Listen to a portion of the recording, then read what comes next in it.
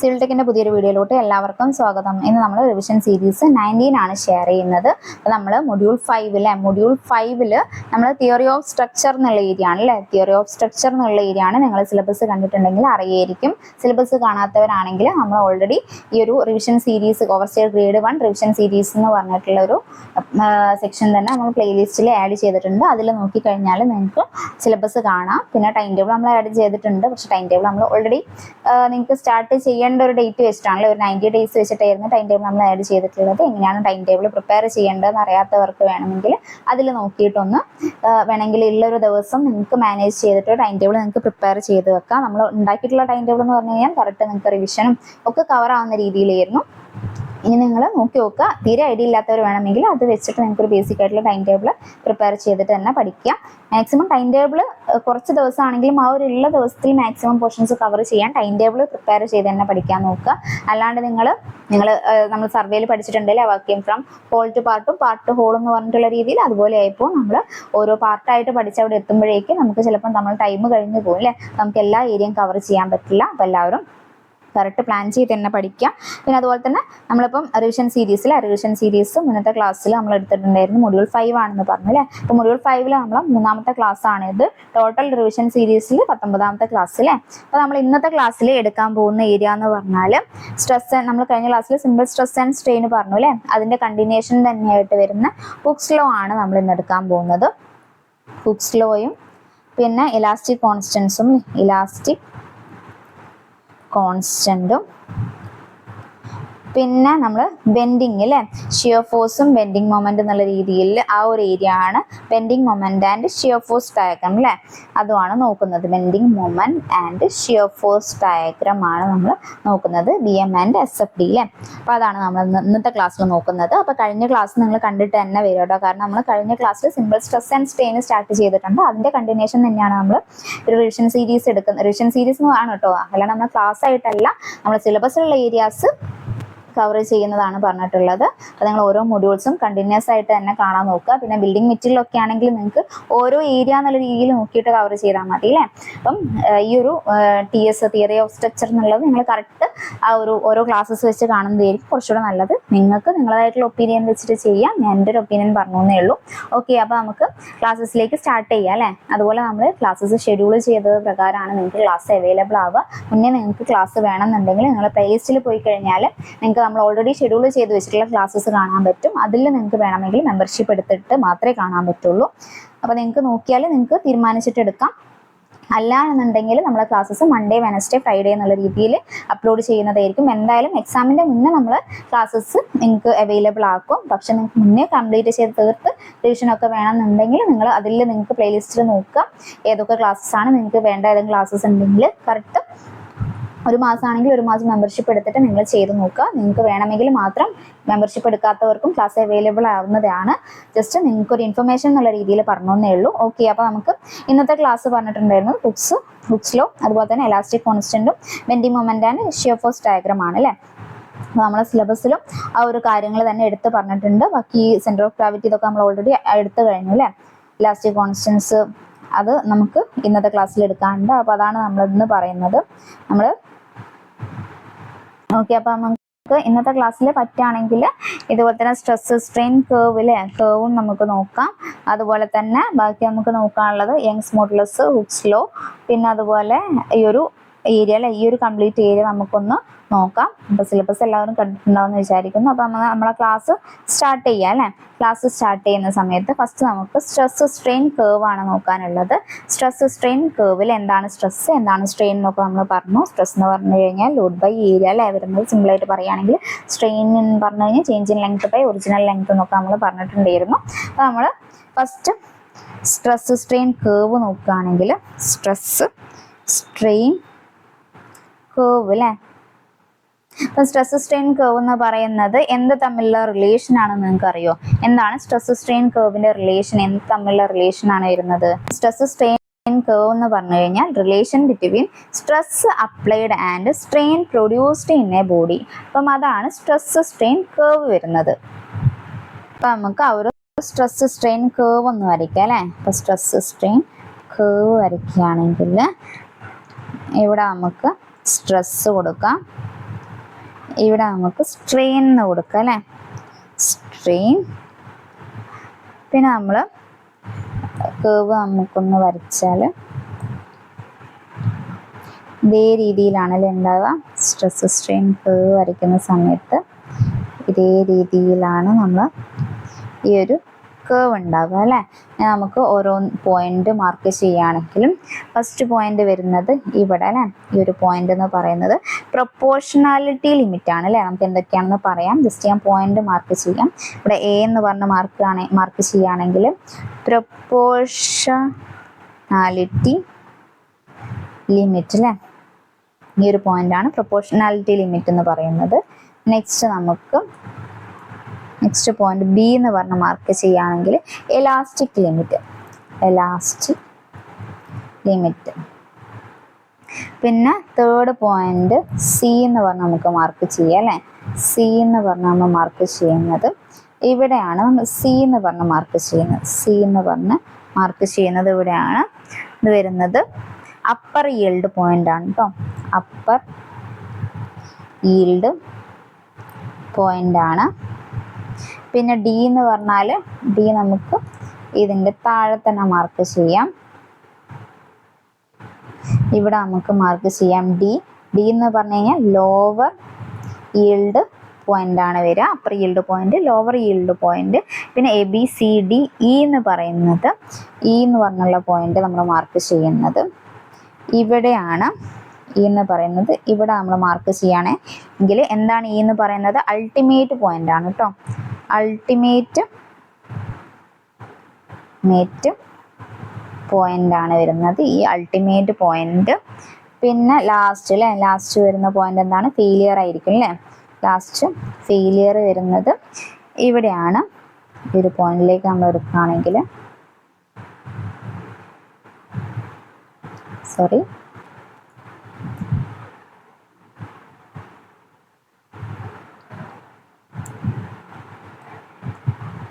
എന്ന് പറഞ്ഞ പോയിന്റ് മനസ്സിലായി. ഇവിടെയാണ് നമ്മൾ എഫ് എന്നുള്ള പോയിന്റിൽ എഫ് എന്ന് പറഞ്ഞ പോയിന്റ് നമ്മൾ ഫെയിലിയർ ആണെന്ന് പറഞ്ഞു അല്ലേ. ഫെയിലിയർ ഓർ ബ്രേക്കിംഗ് അല്ലേ. അപ്പം ലാസ്റ്റ് ഫെയിലിയർ ആണ് പറഞ്ഞിട്ടുണ്ടായിരുന്നത്. അപ്പോൾ ഇത്രയും പോയിന്റ്സ് ആണല്ലേ നമുക്ക് നോക്കാനുള്ളത്. ഫെയിലിയർ പോയിന്റ് എന്ന് പറഞ്ഞിട്ട് അല്ലെങ്കിൽ റപ്ചർ പോയിന്റ് എന്നൊക്കെ അതിന് പറയും. അപ്പം ഇതാണ് സ്ട്രെസ് സ്ട്രെയിൻ കേർവ് വരുന്നത്. Stress strain curve of A mild steel എന്നുള്ളത് ഓർത്ത് വെക്കുക. പിന്നെ അതുപോലെ തന്നെ നമുക്ക് ഓരോ ലിമിറ്റ് എന്തൊക്കെയാണെന്ന് നോക്കാം അല്ലേ. ഇപ്പോൾ മൈൽഡ് സ്റ്റീൽ എന്ന് പറഞ്ഞാൽ ലോ കാർബൺ സ്റ്റീലാണ്, ഓർത്ത് വെക്കുക. പിന്നെ അതുപോലെ തന്നെ നമ്മൾ യൂണിവേഴ്സൽ ടെസ്റ്റിംഗ് മെഷീനിലെ UTM മെഷീനാണ് നമ്മൾ ലോഡ് ടെസ്റ്റ് ചെയ്യേണ്ടിയിട്ട് കണ്ടക്ട് ചെയ്യുന്ന ആ ഒരു മെഷീനിലെ UTM എന്ന് പറയുന്നത് യൂണിവേഴ്സൽ ടെസ്റ്റിംഗ് മെഷീൻ ആണെന്നുള്ളത് ഓർത്ത് വെക്കുക. ജസ്റ്റ് പറഞ്ഞേ ഉള്ളൂ. അറിയാത്തവരാണെങ്കിൽ കൺഫ്യൂഷൻ ആവണ്ട. ഈ ഒരു സ്ട്രെസ് സ്ട്രെയിൻ കേർവ് മനസ്സിലാക്കി വെക്കുക. ഓരോന്ന് പറയുന്ന പോയിന്റ്സും മനസ്സിലാക്കി വെക്കുക. ഫസ്റ്റ് നമുക്ക് പ്രൊപ്പോർഷണാലിറ്റി ലിമിറ്റ് നോക്കാം. പ്രൊപ്പോർഷണാലിറ്റി ലിമിറ്റ് നമ്മൾ എ എന്നുള്ള പോയിന്റ് വെച്ചാണല്ലേ മാർക്ക് ചെയ്തിട്ടുള്ളത്. പ്രൊപ്പോർഷണാലിറ്റി ലിമിറ്റ് അല്ലേ. പ്രൊപ്പോർഷണാലിറ്റി ലിമിറ്റ് എന്താണ് വരുന്നത്? പ്രൊപ്പോർഷണാലിറ്റി ലിമിറ്റ് എവിടെ വരെയാണെന്ന് പറഞ്ഞാൽ stress is directly proportional to strain ആവുന്ന സിറ്റുവേഷൻ വരെ അല്ലേ. ഇവിടെ നിങ്ങൾക്ക് നോക്കിക്കഴിഞ്ഞാൽ മനസ്സിലാവും. Stress is directly proportional to strain ആണ് അല്ലേ. Stress is directly proportional to strain എന്നുള്ളത് ഓർത്ത് വെക്കാം. Stress is directly proportional to strain അല്ലേ. ആ ഒരു ഏരിയനെയാണ് നമ്മൾ പ്രൊപ്പോർഷണാലിറ്റി ലിമിറ്റ് എന്ന് പറയുന്നത്. എന്താണ്, എവിടം വരെയാണ് പ്രൊപ്പോർഷണാലിറ്റി ലിമിറ്റ് എന്ന് പറയുന്നത്? Stress is directly proportional to strain ആണ്. അതുപോലെ നമ്മൾ പറഞ്ഞ ഹുക്സ് ലോ അല്ലേ. ഹുക്സ് ലോ വരുന്നത് ഈ ഒരു പ്രൊപ്പോർഷണാലിറ്റി ലിമിറ്റിലാണ്. ഒന്നുകൂടെ പറയാം. Hooke's law valid up to proportionality limit എന്നുള്ള കാര്യം ഓർത്ത് വെക്കുക. അപ്പം ഹുക്സ് ലോന്റെ ഇലാസ്റ്റിക് കോൺസ്റ്റന്റ് ഒക്കെ നമുക്ക് ഇന്നത്തെ ക്ലാസ്സിൽ തന്നെ പറയാം. Hooke's law is valid up to proportionality limit.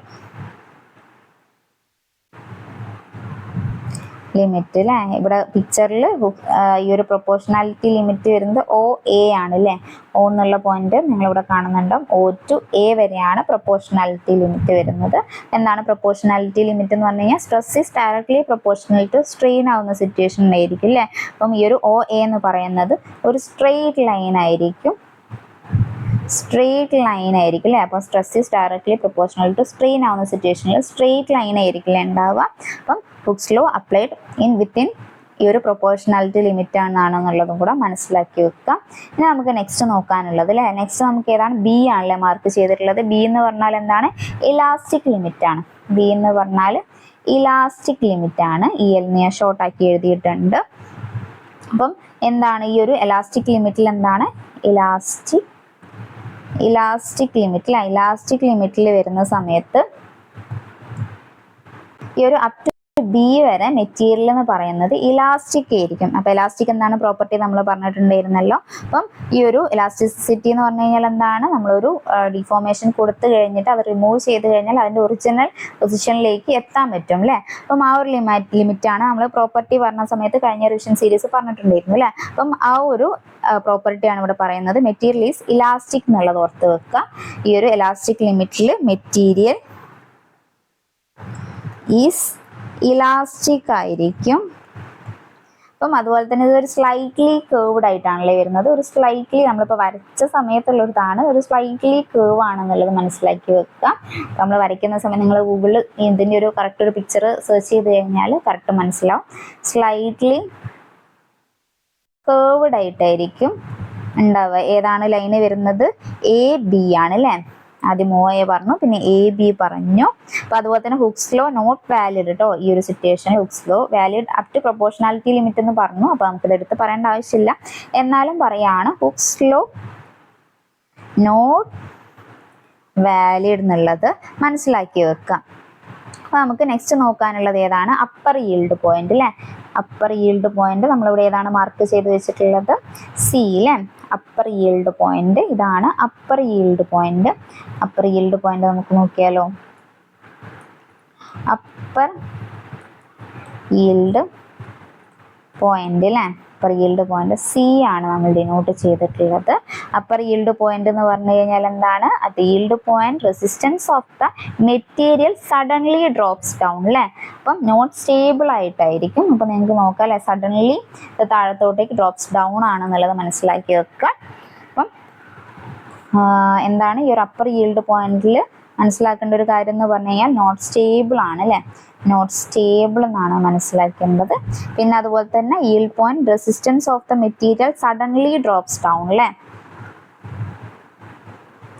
Resistance of material suddenly drops down.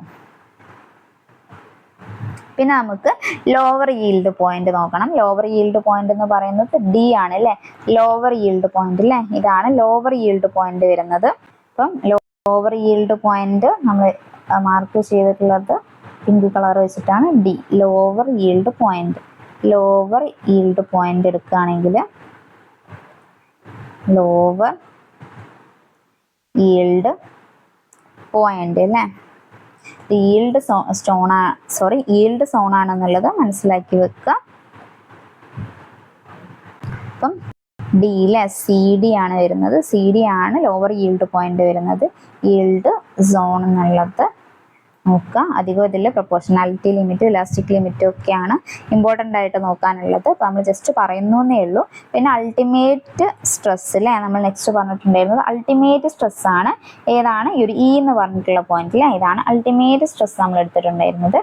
Ultimate stress നോക്കുകയാണെങ്കിൽ E അല്ലേ. ഈ അൾട്ടിമേറ്റ് സ്ട്രെസ് ആണ്. എന്താണ് അൾട്ടിമേറ്റ് സ്ട്രെസ് എന്ന് പറയുന്നത്? മാക്സിമം സ്ട്രെസ് അല്ലേ. Maximum stress the material can resist. Ultimate stress എന്താണ്? Maximum stress പേര് തന്നെ മനസ്സിലാക്കാം. Maximum stress the material can resist എന്നുള്ളത് റെസിസ്റ്റ് എന്നുള്ളത് ഓർത്ത് വെക്കുക. എന്താണ് അൾട്ടിമേറ്റ് സ്ട്രെസ് എന്ന് പറഞ്ഞു കഴിഞ്ഞാൽ maximum stress the material can resist എന്നുള്ളതാണ് അൾട്ടിമേറ്റ് സ്ട്രെസ് എന്നുള്ളത്. പിന്നെ നമുക്ക് ലാസ്റ്റ് വൺ അല്ലേ, ലാസ്റ്റ് വണ്ണ് എഫ് ആണ് അല്ലേ, എഫ് ലാസ്റ്റ് പോയിന്റ് ആണ് അല്ലേ, ഇതാണ് എഫ് എന്നുള്ള പോയിന്റ്. അപ്പോൾ നമ്മൾ എഫ് എന്താണ്, എഫ് എന്ന് പറഞ്ഞു കഴിഞ്ഞാൽ ഫെയിലിയർ ആണല്ലേ നമ്മൾ പറഞ്ഞിട്ടുണ്ടായിരുന്നത്, ഫെയിലിയർ ആണ് പറഞ്ഞിട്ടുണ്ടായിരുന്നത്, ഫെയിലിയർ അല്ലേ, ഫെയിലിയർ പോയിന്റ് ആണ്. ഇതെപ്പോഴാണ് stress at which the finally the specimen fails അല്ലേ, അപ്പം ആ ഒരു ഫെയിൽ ചെയ്യുന്ന ആ ഒരു പോയിന്റ് ആണ് അല്ലേ, അപ്പം അതാണ് നമ്മൾ ഈ ഒരു ഫെയിലിയർ പോയിന്റ് എന്ന് പറയുന്നത്. സ്പെസിമെൻ ഫെയിൽസ് അല്ലേ, സ്പെസിമെൻ ഫെയിൽ ആവുന്ന ആ ഒരു പോയിന്റിനെയാണ് നമ്മൾ ഈ ഒരു ബ്രേക്കിംഗ് പോയിന്റ് അല്ലെങ്കിൽ ഫെയിലിയർ പോയിന്റ്, റപ്ചർ പോയിന്റ് എന്നൊക്കെ പറയുന്നത്. നമ്മൾ മൈൽഡ് സ്റ്റീലിലാണല്ലേ ഇപ്പൊ കറക്റ്റ് പറഞ്ഞിട്ടുണ്ടായിരുന്നത്. ഇപ്പൊ നമ്മൾ ഇത്രയും പറഞ്ഞിട്ടുണ്ടായിരുന്ന ഈ ഒരു സ്ട്രെസ് സ്ട്രെയിൻ കർവ് എന്ന് പറയുന്നത് മൈൽഡ് സ്റ്റീലിലാണ്. പിന്നെ നമുക്ക് ഈ ഒരു സ്ട്രെസ് സ്ട്രെയിൻ റിലേഷനിൽ അലൂമിനിയം അല്ലെങ്കിൽ കോപ്പർ നോക്കുകയാണെങ്കിൽ നമുക്കതിൽ ഒരു ക്ലിയർ കട്ട് ആയിട്ടുള്ള ഒരു ഈൽഡ് പോയിന്റ് കിട്ടുന്നില്ല. അതുപോലെ തന്നെ ഈ ഒരു അലൂമിനിയത്തിലും കോപ്പറിലും നോക്കുന്ന സമയത്ത് breaking point is lower than the ultimate point ആയിരിക്കും കേട്ടോ. ജസ്റ്റ് ഒരു പോയിന്റ് ആക്കിയിട്ട് എഴുതാം. നമ്മളിപ്പം ഈ ഒരു കോപ്പറിന്റെ അലൂമിനിയത്തിന്റെ സ്ട്രെസ് സ്ട്രെയിൻ കർവ് എടുക്കുകയാണെങ്കിൽ സ്ട്രെയിൻ സ്ട്രെസ് എന്നുള്ള രീതിയിൽ എടുക്കുകയാണെങ്കിൽ അതിന്റെ കർവ് വരുന്നത് ഇതേ രീതിയിലായിരിക്കും. അപ്പം ഇവിടെ ഉണ്ടാവുന്ന പോയിന്റ്സ് എന്ന് പറഞ്ഞു കഴിഞ്ഞാൽ ഇവിടെ അൾട്ടിമേറ്റ്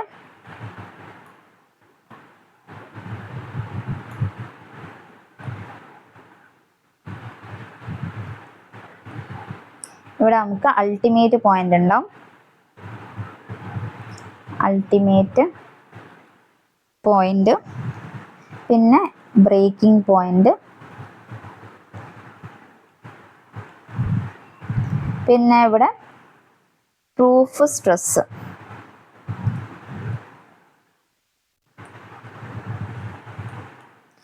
ഫസ്റ്റ് ടൈം കാണുകയാണെങ്കിൽ നിങ്ങൾക്കൊരു ഡൗട്ട് ഉണ്ടാവും, ജസ്റ്റ് ഇതൊന്ന് മനസ്സിലാക്കി വെച്ചാൽ മതി. ഇവിടെയാണ് എഫ് വരുന്നത്. അപ്പോൾ നമുക്ക് നമ്മളിവിടെ പറഞ്ഞിട്ടുണ്ടായിരുന്ന എന്തായിരുന്നു, ഇവിടെ ഈ ഒരു breaking point is lower than the ultimate point ആണ് കേട്ടോ. അതായത് അൾട്ടിമേറ്റ് പോയിന്റ് നമ്മളിവിടെ ഇവിടെയാണല്ലേ മാർക്ക് ചെയ്തിട്ടുള്ളത്, ബ്രേക്കിംഗ് പോയിന്റ് ഇവിടെയാണല്ലേ മാർക്ക് ചെയ്തിട്ടുള്ളത്.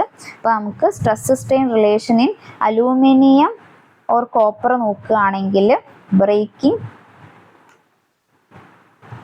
Point is lower than ultimate point ആണ് അല്ലേ, അൾട്ടിമേറ്റ് പോയിന്റ് എന്നുള്ളത് നോട്ട് ചെയ്ത് വെക്കുക. അതുപോലെ തന്നെ ഓക്കെ, അപ്പം സ്ട്രെസ് സ്ട്രെയിൻ കർവ് നമ്മൾ ആദ്യം മൈൽഡ് സ്റ്റീലിലാണ് പറഞ്ഞിട്ടുണ്ടായിരുന്നത്. ഇപ്പം നമ്മൾ കോപ്പറിൻ്റെയും അലൂമിനിയത്തിൻ്റെതും ജസ്റ്റ് ഒന്ന് പറഞ്ഞിട്ടുണ്ട്, നോട്ട് ചെയ്ത് വെക്കുക. ഓക്കെ, അപ്പം നമ്മൾ ഇപ്പോൾ പറഞ്ഞ കാര്യങ്ങളൊന്ന് ഷോർട്ട് ചെയ്തിട്ട് നമുക്ക് അടുത്തൊരു ഹുക്സ് ലോ എന്നുള്ള ഏരിയയിലേക്ക് പോവാം അല്ലേ. അപ്പോൾ നമുക്ക് അതിലേക്ക് പോകുന്നതിൻ്റെ മുന്നേ ഹുക്സ് ലോയിൽ ഇലാസ്റ്റിക് കോൺസ്റ്റൻസ് ആണ് നമുക്ക് നോക്കാനുള്ളത്. അപ്പോൾ നമ്മളിപ്പം സ്റ്റാർട്ട് ചെയ്തപ്പോൾ പറഞ്ഞിട്ടുണ്ടായിരുന്ന കാര്യങ്ങൾ എന്തൊക്കെയായിരുന്നു, സ്ട്രെസ് സ്ട്രെയിൻ കർവ് ആണ് അല്ലേ. സ്ട്രെസ് സ്ട്രെയിൻ കർവ് എന്ന് പറഞ്ഞു കഴിഞ്ഞാൽ എന്തിൻ്റെ റിലേഷൻ ആണ്, relation between stress applied and strain produced in a body ആണ് നമ്മൾ സ്ട്രെസ് സ്ട്രെയിൻ കർവിൽ നോക്കുന്നത്. അപ്പോൾ നമ്മൾ ഫസ്റ്റ് നോക്കിയിട്ടുണ്ടായിരുന്നത് stress strain curve mild steel ആണ് അല്ലേ. സ്ട്രെസ് സ്ട്രെയിൻ കർവ് മൈൽഡ് സ്റ്റീലിൽ നമ്മൾ നോക്കിയ സമയത്ത് കണ്ടിട്ടുണ്ടായിരുന്നതെന്ന് പറഞ്ഞു കഴിഞ്ഞാൽ മൈൽഡ് സ്റ്റീൽ എന്ന് പറഞ്ഞാൽ ലോ കാർബൺ സ്റ്റീലാണ് അല്ലേ. അപ്പോൾ അവിടെ നമ്മൾ നോക്കിയിട്ടുണ്ടായിരുന്ന സമയത്ത് ഏതൊക്കെ പോയിന്റ്സ് ആയിരുന്നു നോക്കാനുണ്ടായിരുന്നത്, പ്രൊപ്പോർഷണാലിറ്റി ലിമിറ്റ് ഉണ്ട്, അതുപോലെ തന്നെ ഇലാസ്റ്റിക് ലിമിറ്റ് ഉണ്ട്, അപ്പർ ഈൽഡ് പോയിന്റ് ഉണ്ട്, ലോവർ ഈൽഡ് പോയിന്റ് ഉണ്ട്, അൾട്ടിമേറ്റ് സ്ട്രെസ് ഉണ്ട്, പിന്നെ breaking point or failure point ഉണ്ട് അല്ലേ. അതിൽ പ്രൊപ്പോർഷണാലിറ്റി ലിമിറ്റ് എന്ന് പറഞ്ഞു കഴിഞ്ഞാൽ stress is directly proportional to strain ആണ്. അതുപോലെ തന്നെ ഇവിടെ നോക്കേണ്ട ഒരു കാര്യം എന്ന് പറഞ്ഞു കഴിഞ്ഞാൽ Hooke's law is valid up to proportionality limit എന്നുള്ളത് ഓർത്ത് വെക്കുക. അതുപോലെ തന്നെ ഇതൊരു സ്ട്രെയിറ്റ് ലൈൻ ആയിരിക്കും അല്ലേ, OA എന്ന് പറയുന്ന ഒരു സ്ട്രെയിറ്റ് ലൈൻ ആയിരിക്കും. ഇനി നമ്മൾ പറഞ്ഞിട്ടുണ്ടായിരുന്നത് എലാസ്റ്റിക് ലിമിറ്റ് ആണ്. എലാസ്റ്റിക് ലിമിറ്റ് എന്ന് പറഞ്ഞു കഴിഞ്ഞാൽ സ്ലൈറ്റ്ലി കേർവ്ഡ് ആയിരിക്കും എന്നുള്ള പോയിന്റ് ഓർത്ത് വെക്കുക. പിന്നെ നമ്മൾ നെക്സ്റ്റ് പറഞ്ഞിട്ടുണ്ടായിരുന്നത് അപ്പർ ഈൽഡ് പോയിന്റ് ആണ്, പിന്നെ ലോവർ ഈൽഡ് പോയിന്റ് പറഞ്ഞാൽ ഈൽഡ് സോൺ അല്ലേ. പിന്നെ അൾട്ടിമേറ്റ് സ്ട്രെസ് അല്ലേ, അൾട്ടിമേറ്റ് സ്ട്രെസ് എന്ന് പറഞ്ഞു കഴിഞ്ഞാൽ maximum stress the material can resist ആണ്. പിന്നെ നമ്മൾ ബ്രേക്കിംഗ് പോയിന്റ് പറഞ്ഞു, ആ ഒരു ഫെയിലിയർ ആവുന്ന ആ ഒരു പോയിന്റിൽ stress at which finally the specimen fails എന്നുള്ളത് ഓർത്ത് വെക്കുക. പിന്നെ നമ്മൾ സ്ട്രെസ് സ്ട്രെയിൻ കർവിന് അലൂമിനിയം ഓർ കോപ്പർ ആണ് പറഞ്ഞിട്ടുണ്ടായിരുന്നത്. അവിടെ ലോവർ ഒരു breaking point is lower than the ultimate point ആണ് അല്ലേ. പിക്ചറിൽ മനസ്സിലാവും. പിക്ചർ വെച്ചൊന്ന് പഠിക്കുന്നത് തന്നെയാണ് നല്ലത്. Breaking point is lower than the ultimate point എന്നുള്ളത് ഓർത്ത് വെക്കുക. അപ്പോൾ ഈൽഡ് സ്ട്രെസ് എന്ന് പറയുന്നത് ഇവിടെ പ്രൂഫ് സ്ട്രെസ് എന്നുള്ള രീതിയിലാണല്ലോ കാണിച്ചിട്ടുള്ളത്. Stress corresponding to the fixed strain അല്ലേ, ഓർത്ത് വെക്കുക. അപ്പോൾ exact yield stress is not known അല്ലേ, നമുക്കിവിടെ കറക്റ്റ് അത് മനസ്സിലാക്കാൻ പറ്റില്ല. ഈൽഡ് സ്ട്രെസ് എന്ന് പറയുന്നത് നമ്മൾ പ്രൂഫ് സ്ട്രെസ് ആയിട്ടാണ് കൺസിഡർ ചെയ്യുന്നത് എന്നുള്ളതാണ് നോക്കേണ്ടത്. കറക്റ്റ് നോക്കേണ്ട ഒരു പോയിന്റ് എന്ന് പറഞ്ഞു കഴിഞ്ഞാൽ stress strain relation in aluminium or കോപ്പറിൽ നോക്കേണ്ടത് breaking point is lower than the ultimate point. ഞാൻ പറഞ്ഞ് കൂടുതൽ കൺഫ്യൂഷൻ ആക്കുന്നില്ല, ആ ഒരു ടേം മാത്രം നോക്കുക. പറയുന്ന സമയത്ത് ചില കാര്യങ്ങൾ നിങ്ങൾക്ക് ഡിസ്കസ് ചെയ്യണോ വേണ്ടേ, നിങ്ങൾക്ക് കൺഫ്യൂഷൻ ആവുമോ എന്നുള്ള രീതിയിലൊരു ഡൗട്ട് വന്നിട്ടാണ് കേട്ടോ ചിലത് പറയാണ്ട് നിൽക്കുന്നത്. അപ്പം പറഞ്ഞ കാര്യങ്ങൾ നിങ്ങൾ നോട്ട് ചെയ്ത് വെക്കുക. നിങ്ങൾ ഓൾറെഡി പഠിച്ച് റിവിഷൻ ചെയ്യുകയാണെങ്കിൽ നിങ്ങൾ ബുക്സ് ഒക്കെ വെച്ചിട്ടൊന്ന് റിവൈസ് ചെയ്താൽ മതി കേട്ടോ. അപ്പം നിങ്ങൾക്ക് ഓൾറെഡി എല്ലാ കാര്യങ്ങളും മനസ്സിലാവില്ല, നമ്മൾ എവിടെയാണ് സ്റ്റോപ്പ് ചെയ്യുന്നത്, എന്താണ് പറയാണ്ട് നിൽക്കുന്നതൊക്കെ നിങ്ങൾക്ക് കറക്റ്റ് മനസ്സിലാവും. അപ്പോൾ നിങ്ങൾ ഓൾറെഡി പഠിക്കാത്ത ഒരാളാണെങ്കിൽ ഈ പറയുന്ന കാര്യങ്ങൾ ഷോർട്ടായിട്ടുള്ള നോട്ട് എഴുതിയിട്ട് അത് പഠിക്കാൻ നോക്കുക. അപ്പോൾ നമ്മൾ stress strain relation in aluminium or കോപ്പറിൽ പറഞ്ഞു. അപ്പോൾ അതിൽ നമ്മൾ പറഞ്ഞിട്ടുണ്ടായിരുന്ന പോയിന്റ്സ് ഏതൊക്കെയായിരുന്നു? പ്രൂഫ് സ്ട്രെസ്, അൾട്ടിമേറ്റ് പോയിന്റും അതുപോലെ തന്നെ ബ്രേക്കിംഗ് പോയിന്റും ആണ്. ജസ്റ്റ് ആ പിക്ചർ ഒന്ന് നോക്കി വെച്ചാൽ മതി. ഇനി നമുക്ക് നെക്സ്റ്റ് പോകേണ്ട ഏരിയ ആണ് ഹുക്സ് ലോ. ഹുക്സ് ലോയിൽ എടുത്ത് പറഞ്ഞിട്ടുള്ള ഒരു ഇലാസ്റ്റിക് കോൺസ്റ്റന്റിനെ കുറിച്ച് മാത്രമാണ് നമ്മൾ ഈ ഒരു എക്സാമിന്റെ സിലബസിൽ എടുത്ത് പറഞ്ഞിട്ടുള്ളത്. അപ്പോൾ നമുക്ക് അത് മാത്രം നോക്കിയിട്ട് നെക്സ്റ്റ് ഏരിയയിലേക്ക് പോവാം. അപ്പം ഹുക്സ് ലോ അല്ലേ, ഹുക്സ് ലോ എന്താണ് പറയുന്നത്? അപ് ടു പ്രൊപ്പോർഷണാലിറ്റി ലിമിറ്റ് ആണെന്ന് നമ്മൾ പറഞ്ഞു അല്ലേ. Up to proportionality limit stress is proportional to strain ആണ് അല്ലേ. In Hooke's law up to proportionality limit ആണ് നമ്മൾ പറഞ്ഞിട്ടുണ്ടായിരുന്നു. Stress is directly proportional to strain അല്ലേ. അപ്പം അതാണ് ഹുക്സ് ലോയിൽ ഓർത്ത് വെക്കേണ്ട ഒരു കാര്യം. ഹുക്സ് ലോ എന്ന് പറയുന്നത് അപ് ടു പ്രൊപ്പോർഷണാലിറ്റി ലിമിറ്റ് വരെയാണ്, ലിമിറ്റ് വരെയാണ്. അതുപോലെ തന്നെ stress is proportional to strain ആണ് അല്ലേ, സ്ട്രെയിൻ ആണ് എന്നുള്ളത് മനസ്സിലാക്കി വെക്കുക. പിന്നെ നമുക്ക് ഈ ഒരു ഹുക്സ് ലോയിൽ ഇലാസ്റ്റിക് കോൺസ്റ്റൻസ് ഏതൊക്കെയാണെന്ന് ജസ്റ്റ് ഞാനൊന്ന് പറയാം. പിന്നെ നമ്മൾ എക്സാമിൽ നിങ്ങൾക്ക് സിലബസിൽ നോക്കിയാൽ കാണാം, അതിലൊന്ന് മാത്രമേ എടുത്ത് പറഞ്ഞിട്ടുള്ളൂ. അപ്പോൾ അതിൻ്റെത് നമുക്കൊന്ന് ബാക്കി ഞാൻ ജസ്റ്റ് പറയാം. ഈ പറഞ്ഞ കാര്യങ്ങൾ മാത്രം ഒന്ന് നോട്ടായിട്ട് ജസ്റ്റ് ഞാൻ എഴുതി തരാം. ഇലാസ്റ്റിക് കോൺസ്റ്റൻസ് എന്ന് പറയുന്നത് ഏതൊക്കെയാണ് ഇലാസ്റ്റിക് കോൺസ്റ്റൻസ് വരുന്നത്? ഫസ്റ്റ് വൺ യങ്സ് മോഡുലസ്,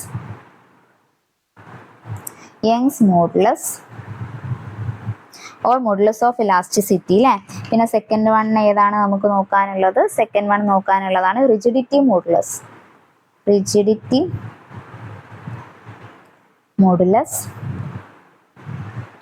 പിന്നെ third one bulk modulus.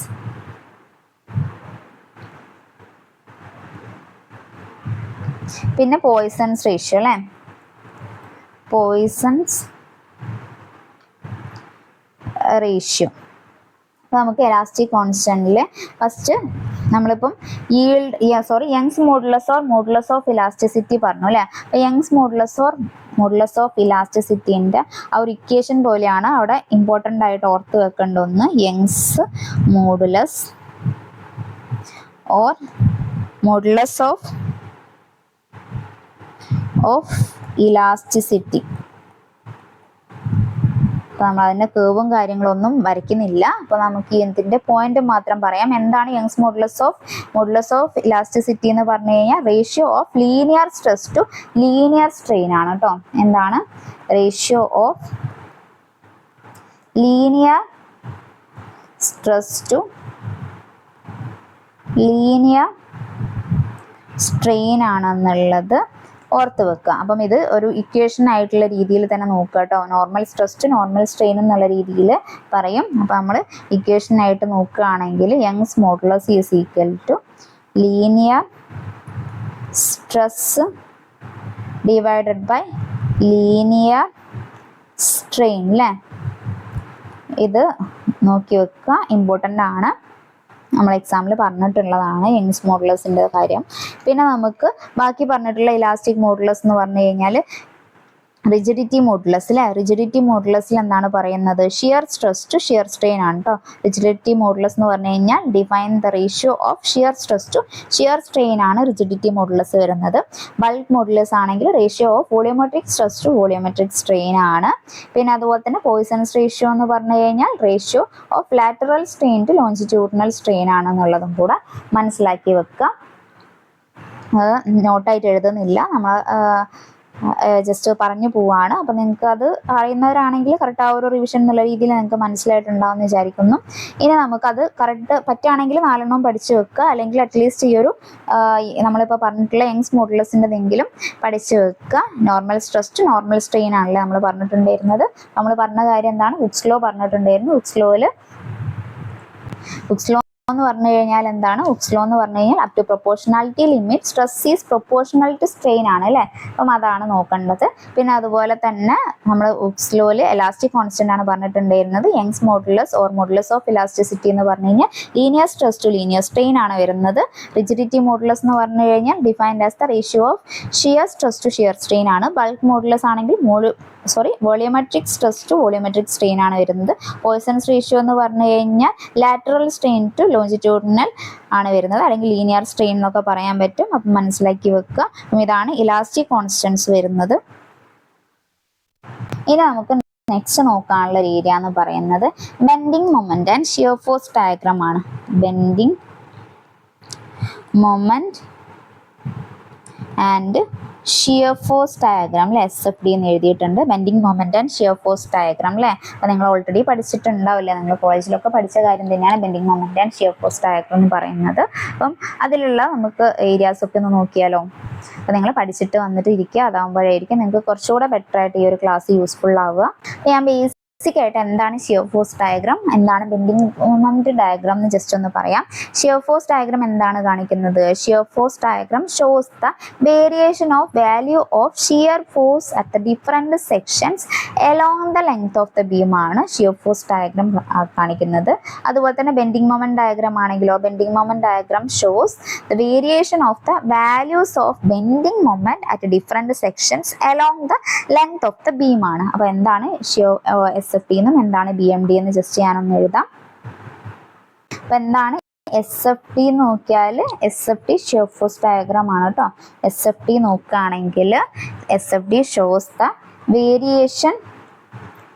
Variation of value of shear force at different shear force at different section along the length of the beam അല്ലേ. അപ്പം അതിനെയാണ് നമ്മൾ shear force diagram എന്ന് പറയുന്നത്.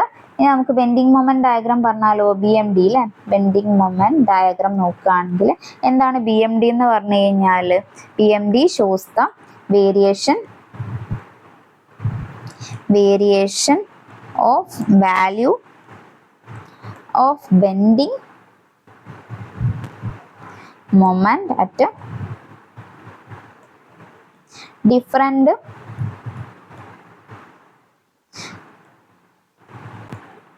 section along the length of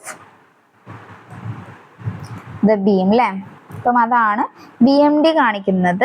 അപ്പം നമുക്ക് ഇനി നോക്കേണ്ടത് ഷിയർ ഫോഴ്സ് ഡയഗ്രാം എന്താണ്, ബെൻഡിങ് മൊമെന്റ് ഡയഗ്രാം എന്താണെന്ന് പറഞ്ഞു അല്ലേ. ഇനി നമുക്ക് അതിന്റെ പിക്ചോറിയൽ റിപ്രസെന്റേഷൻ ഒക്കെ പറയുമ്പോൾ നിങ്ങൾക്ക് കുറച്ചുകൂടെ ക്ലിയർ ആവും. അപ്പോൾ നമുക്ക് എന്താണ് ഫസ്റ്റ് നമുക്ക് സപ്പോർട്ട് നോക്കാം അല്ലേ. നമ്മളിപ്പോൾ ഒരു ബീം എടുക്കുകയാണെങ്കിൽ ആ ബീമിന് ഏതൊക്കെ ടൈപ്പ് സപ്പോർട്ടാണ് വരിക എന്നുള്ളത് നിങ്ങൾക്ക് ചുറ്റുമുള്ള കാര്യങ്ങൾ കണക്ട് ചെയ്ത് നോക്കിയാൽ കുറച്ചുകൂടെ സിമ്പിളായിട്ട് മനസ്സിലാവും. അപ്പോൾ നമുക്ക് ഫസ്റ്റ് നോക്കുന്നത് ടൈപ്പ് ഓഫ് സപ്പോർട്ട് അല്ലേ. ടൈപ്പ് ഓഫ് സപ്പോർട്ട് നോക്കുകയാണെങ്കിൽ ഏതൊക്കെ ടൈപ്പ് സപ്പോർട്ടാണ് നിങ്ങൾ പഠിച്ചതാണല്ലേ. അപ്പോൾ സിമ്പിളായിട്ട് നിങ്ങൾക്ക് പറയാൻ പറ്റുന്നതായിരിക്കും. ഫസ്റ്റ് നമുക്ക് നോക്കേണ്ട സപ്പോർട്ടാണ് ഹിഞ്ച്ഡ് ഓർ പിന്നഡ് എന്ന് പറയുന്നത് അല്ലേ. പിന്നഡ് സപ്പോർട്ട് എന്ന് പറയുന്നത്. അപ്പം എന്താണ് ഹിഞ്ച്ഡ് ഓർ പിന്നഡ് സപ്പോർട്ട് എന്ന് പറഞ്ഞാൽ, ഇപ്പം നമ്മൾ ഇതേ രീതിയിൽ അല്ലേ ഒരു സപ്പോർട്ട് ഉണ്ടെങ്കിൽ, ഒരു ബീമാണെങ്കിൽ അതിന് നമ്മൾ സപ്പോർട്ട് കൊടുക്കുന്നത് ഹിഞ്ച്ഡ് ആയിട്ടാണെങ്കിൽ അല്ലേ. അപ്പം അതിനെയാണ് നമ്മൾ ഹിഞ്ചഡ് അല്ലെങ്കിൽ ഒരു പിന്ന് വെച്ചിട്ട് നമ്മൾ സപ്പോർട്ട് ചെയ്യുകയാണെങ്കിൽ അല്ലേ. അപ്പൊ നമുക്ക് എന്താണ് സംഭവിക്കുന്നതെന്ന് പറഞ്ഞു കഴിഞ്ഞാൽ reaction acts in the direction where movement is restricted അല്ലേ. അപ്പം അതായിരിക്കും ഈ ഒരു ഹിഞ്ചഡ് സപ്പോർട്ട് നമ്മൾ കൊടുത്താൽ ഉണ്ടാവുക. അതുപോലെ തന്നെ ഇവിടെ നമുക്ക് എക്സാമിന് എടുത്ത് പറഞ്ഞിട്ടുള്ളത് റിയാക്ഷൻ ആണ് അല്ലേ. നമ്പർ ഓഫ് റിയാക്ഷൻ 2 ആണ് ഉണ്ടാവുക. അപ്പം ഇവിടെ R1 എന്ന് പറഞ്ഞിട്ടും പിന്നെ R2 പറഞ്ഞിട്ടും അല്ലേ. അപ്പൊ ഹിഞ്ചഡ് സപ്പോർട്ടിൽ നമ്പർ ഓഫ് റിയാക്ഷൻ 2 ആണെന്നുള്ളത് ഓർത്ത് വെക്കുക. ഇനി നമുക്ക് സെക്കൻഡ് നോക്കാം അല്ലെ. സെക്കൻഡ് ആണ് റോളർ സപ്പോർട്ട്. റോളർ സപ്പോർട്ട് എന്ന് പറഞ്ഞാൽ ഇപ്പൊ നമ്മളെ ബീം എടുക്കുകയാണെങ്കിൽ അതിന് കൊടുക്കുന്ന സപ്പോർട്ട് റോളർ ആയിട്ട് കൊടുക്കുകയാണ് അല്ലെ. അപ്പം ഇവിടെ ഉണ്ടാവുന്ന റിയാക്ഷൻ എന്ന് പറയുന്നത് സിംഗിൾ റിയാക്ഷൻ ആയിരിക്കും അല്ലെ. അപ്പൊ റിയാക്ഷൻ എത്രയാണ്? റിയാക്ഷൻ നമ്പർ ഓഫ് റിയാക്ഷൻ 1 ആണ് എന്നുള്ളത് ഓർത്ത് വെക്കാം. പിന്നെ നമുക്ക് തേർഡ് 1 ആണ്. പഠിച്ചവരാണെങ്കിൽ റിവിഷൻ എന്നുള്ള രീതിയിൽ നോക്കുക, അല്ലാത്തവരാണെങ്കിൽ ജസ്റ്റ് ഈ വാല്യൂസ് ഒക്കെ ഒന്ന് പഠിച്ചു വെക്കുക. മനസ്സിലാക്കി നിങ്ങൾക്ക് ക്ലാസ് നമ്മൾ എടുക്കുന്നതായിരിക്കും. പക്ഷെ ഇപ്പൊ നമുക്ക് ഇതേ പോസിബിൾ ഉള്ളൂ അല്ലേ.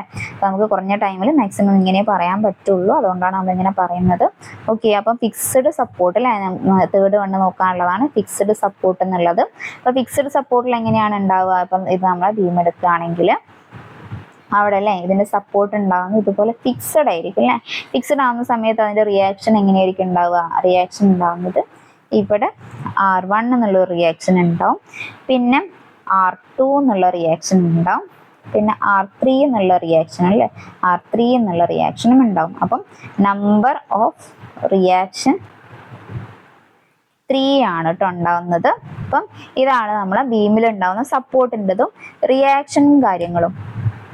ഇനി നമുക്ക് ബീം അല്ലേ, ടൈപ്പ് ഓഫ് ബീം ഒന്ന് നോക്കാം. അപ്പൊ ടൈപ്പ് ഓഫ് ബീമിൽ എത്ര ടൈപ്പാണ് വരുന്നത് എന്ന് ചോദിച്ചു കഴിഞ്ഞാൽ സ്റ്റാറ്റിക്കലി ഡിറ്റർമിനേറ്റഡ് ബീം ഉണ്ട്, അതുപോലെ തന്നെ സ്റ്റാറ്റിക്കലി ഇൻഡിറ്റർമിനേറ്റഡ് ബീമും വരുന്നുണ്ട് അല്ലേ. അതിൽ നമുക്ക് സ്റ്റാറ്റിക്കലി ഡിറ്റർമിനേറ്റഡ് ബീമിൽ വരുന്നതാണ് simply supported beam, cantilever beam, over ഹാങ്ങിങ് ബീം ഒക്കെ അല്ലേ. പിന്നെ അതുപോലെ തന്നെ സ്റ്റാറ്റിക്കലി ഇൻഡിറ്റർമിനേറ്റഡ് ബീമിൽ വരുന്നതാണ് propped cantilever beam, fixed beam, continuous beam ഒക്കെ വരുന്നത് അല്ലേ.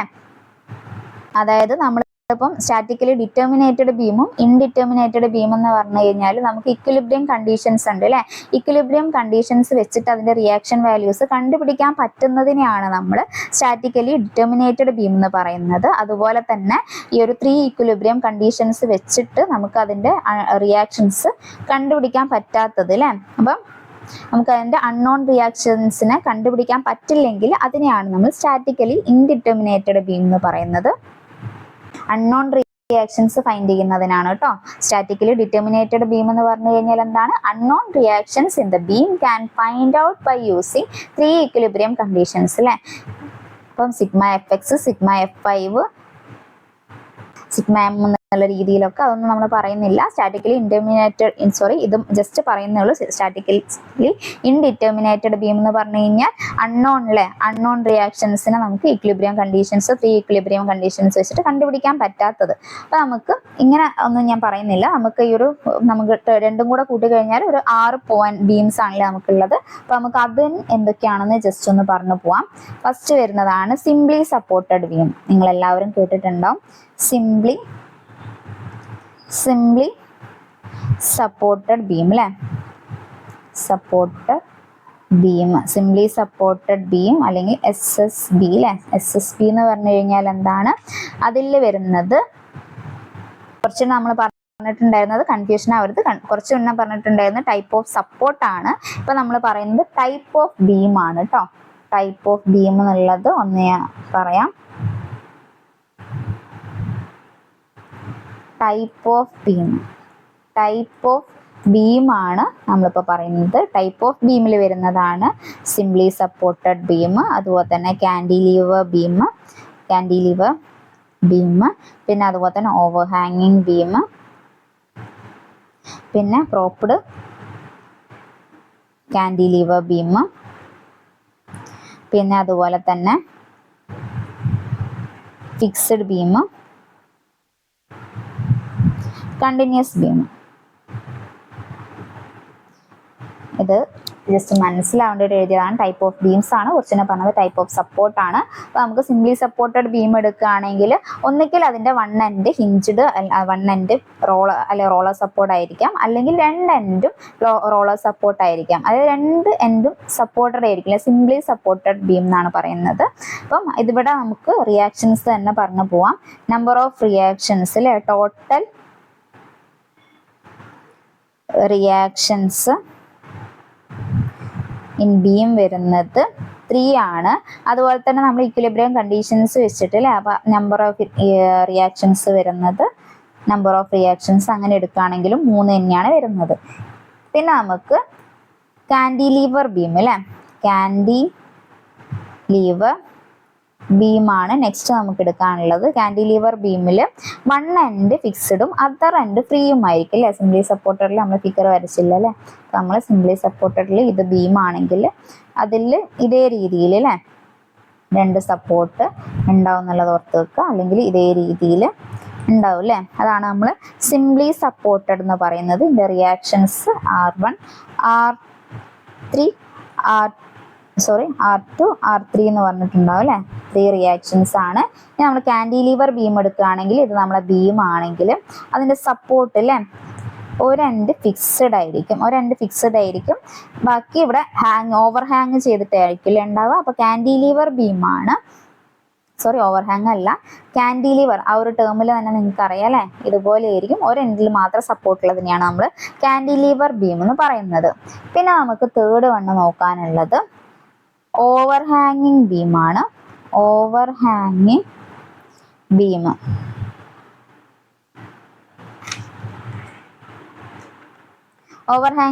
എന്ന് പറഞ്ഞു കഴിഞ്ഞാൽ എന്താണ്, ഇതാണ് നമ്മളെ ബീം എങ്കിൽ ഒരെൻഡ് കറക്റ്റ് നമ്മൾ ഹിഞ്ചഡ് ആയിട്ട് സപ്പോർട്ട് ചെയ്യും അല്ലേ. വൺ എൻഡ് നമ്മൾ ഹിഞ്ചഡ് ആയിട്ട് സപ്പോർട്ട് ചെയ്ത് വെക്കുക. അടുത്തത് റോളർ സപ്പോർട്ട് അല്ലേ. റോളർ സപ്പോർട്ട് നമ്മൾ കൊടുത്തിട്ട് അവിടുന്ന് ഓവർ ഹാങ് ചെയ്ത് നിൽക്കുകയാണെങ്കിൽ അതിനെയാണ് നമ്മൾ ഓവർ ഹാങ്ങിങ് ബീം എന്ന് പറഞ്ഞിട്ട് പറയുന്നത്.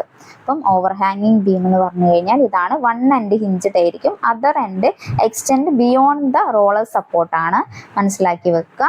ഇനി നമുക്ക് നെക്സ്റ്റ് നോക്കാനുള്ളത് ഏതാണ്, നെക്സ്റ്റ് ഫോർത്ത് വൺ അല്ലേ. ഫോർത്ത് വണ്ണ് നോക്കാനുള്ളതാണ് propped cantilever beam. Propped cantilever beam എന്ന് പറഞ്ഞു കഴിഞ്ഞാൽ എങ്ങനെയാണ്, ഇത് നമ്മളെ ബീം ആണെങ്കിൽ അതിൻ്റെ വൺ എൻഡ് ഫിക്സ്ഡ് ആയിരിക്കും, അതർ എൻഡ് റോളർ ആയിരിക്കും. വൺ എൻഡ് ഫിക്സ്ഡ് ആയിരിക്കും, അതർ എൻഡ് റോളർ ആണെങ്കിലാണ് പ്രോപ്ഡ് കാൻഡിലീവർ ബീം എന്ന് പറഞ്ഞിട്ട് നമ്മൾ പറയുന്നത്. ഇനി നമുക്ക് next fifth one fixed beam പറയാം അല്ലേ. ഫിക്സ്ഡ് ബീം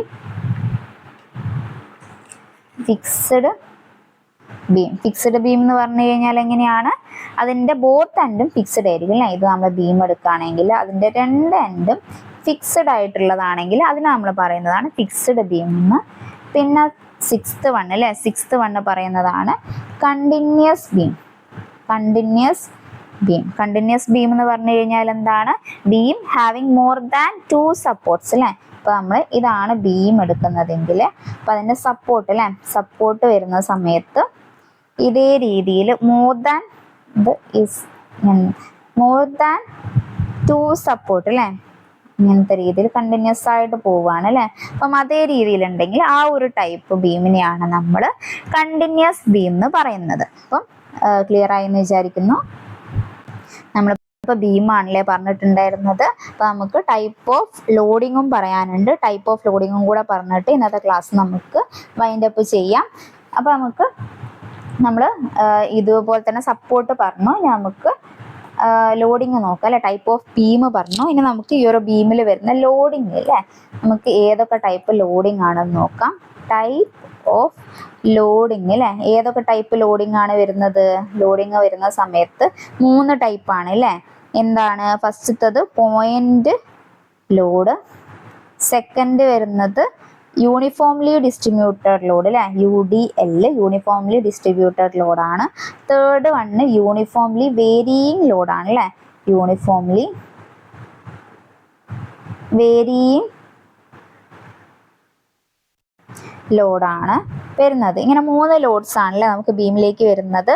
അതിൽ യൂണിഫോംലി ഫസ്റ്റത്തെ one point load or concentrated load എന്ന് പറഞ്ഞാൽ എന്താണ്? Point load or concentrated load എന്ന് പറഞ്ഞാൽ നമ്മളിപ്പോൾ ഒരു ബീമാണ്, അതിനിപ്പോൾ സപ്പോർട്ട്സ് ഉണ്ടെങ്കിൽ അതിലേക്ക് വരുന്ന ലോഡ് അല്ലേ, അതിലേക്ക് വരുന്ന ലോഡ് ഈ ഒരു പോയിന്റ് ആയിട്ട് ഒരു പോയിന്റിലേക്കാണ് ആക്ട് ചെയ്യുന്നത് അല്ലേ. അതായത് load acts at the point or concentrated load അല്ലേ. അപ്പം അത് തന്നെയാണ് ആ ഒരു പേരിലുള്ളത് തന്നെയാണ് ഈ ഒരു പോയിന്റ് ലോഡ് എന്ന് പറയുന്നത്. ലോഡ് ആക്ട്സ് അറ്റ് പോയിന്റ് അല്ലേ. അപ്പം അതിനെയാണ് നമ്മൾ പോയിന്റ് ലോഡ് എന്ന് പറയുന്നത്. പിന്നെ നമ്മൾ UDL അല്ലെങ്കിൽ യൂണിഫോംലി ഡിസ്ട്രിബ്യൂട്ടഡ് ലോഡ് എന്ന് പറഞ്ഞു കഴിഞ്ഞാൽ load distributed along the length of the beam അല്ലേ. അപ്പം അല്ലെങ്കിൽ ഇതിൽ റേറ്റ് ഓഫ് ലോഡിങ് ഈക്വൽ ആയിരിക്കും. അപ്പം നമ്മളൊരു ബീം എടുക്കുകയാണെങ്കിൽ അപ്പം അതിന് 2 സപ്പോർട്ട് ഉണ്ട് അല്ലേ. അപ്പോൾ നമ്മൾ ആ ഒരു ബീമും അതിൻ്റെ സപ്പോർട്ടും കാര്യങ്ങളും ഒക്കെ ഉണ്ട്. അപ്പോൾ നമ്മൾ അതിലേക്ക് ലോഡ് അപ്ലൈ ചെയ്യുമ്പം എങ്ങനെയാണ് ഉണ്ടാവുക എന്ന് പറഞ്ഞാൽ യൂണിഫോം ആയിട്ട് ആണ് നമ്മൾ അതിലേക്ക് ലോഡ് അപ്ലൈ ചെയ്യുന്നത്. യൂണിഫോം ആയിട്ടാണ് നമ്മൾ ലോഡ് അപ്ലൈ ചെയ്യുന്നതെങ്കിൽ അതിനെയാണ് നമ്മൾ യൂണിഫോംലി ഡിസ്ട്രിബ്യൂട്ടഡ് ലോഡ് എന്ന് പറയുന്നത്. എങ്ങനെയാണ്? Load distributed along the length of the beam അല്ലേ. Along the length of the beam അല്ലെങ്കിൽ rate of loading is equal at all point എന്നുള്ളത് നോക്കാം. പിന്നെ യൂണിഫോംലി വേരിയിങ് ലോഡ് ആണെങ്കിൽ നമ്മളിപ്പം ഒരു ബീം എടുക്കുകയാണ്. ആ ബീമിലേക്ക് വരുന്ന ലോഡ് എന്ന് പറയുന്നത് വേരി ചെയ്തുകൊണ്ടിരിക്കും. ഇപ്പം 1 ഇവിടെയാണെന്നുള്ളതെങ്കിൽ ഇതേ രീതിയിൽ വേരിയിങ് ആയിട്ടുള്ള ലോഡായിരിക്കും അപ്ലൈ ചെയ്യുന്നുണ്ടാവുക. അപ്പം അതിനെയാണ് യൂണിഫോംലി വേരിയിങ് ലോഡ് എന്ന് പറയുന്നത്. യൂണിഫോംലി വേരിയിങ് ലോഡ് എങ്ങനെയാണ് ഉണ്ടാവുക? Load distributed over the beam uniformly varying ആയിരിക്കും ഉണ്ടാവുക. യൂണിഫോംലി വേരിയിങ് ആയിട്ടാണ് ലോഡ് ഡിസ്ട്രിബ്യൂട്ട് ചെയ്യുന്നതെങ്കിൽ അതിനെയാണ് നമ്മൾ യൂണിഫോംലി വേരിയിങ് ലോഡ്. ആ പേര് തന്നെ ഉണ്ട്, സെപ്പറേറ്റ് ആയിട്ട് എഴുതുന്നില്ല. അപ്പം ഇത് എല്ലാവർക്കും ക്ലിയർ ആയി എന്ന് വിചാരിക്കുന്നു. അറിയാത്തവരാണെങ്കിൽ കുറച്ച് കൺഫ്യൂസ്ഡ് ആവുന്ന ഏരിയ ആയിരിക്കും.